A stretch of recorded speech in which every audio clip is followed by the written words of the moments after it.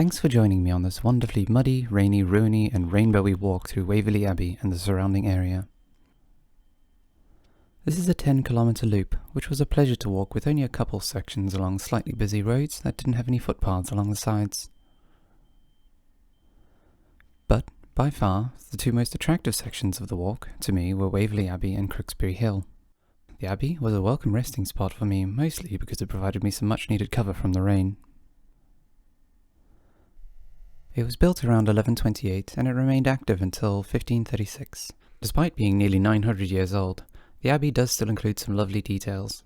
Those of you who are familiar with British history have probably guessed, based on the date I mentioned before, 1536, what happened to the Abbey and why it's in its ruined state. For those of you who don't spend quite as much time looking at the history of the UK, this was the time of Henry VIII and his dissolution of the monasteries, which disbanded a number of monasteries, priories, convents and friaries in England, Wales and Ireland. He sold off the land and buildings belonging to those institutions to fund his military campaigns, and was also quite keen on his new position as supreme head of the church, as it allowed him to divorce his current wife. Prior to this, he had requested and been denied the blessing of the church and the Pope to do this. But alas, I'm not a historian, so don't take my word for all of this, and go look it up. It's quite fascinating, really. After Waverley was sold off, it was mostly demolished and the stones were used to build other local buildings, including Waverley Abbey House, which stands just across an artificial lake from the ruins today.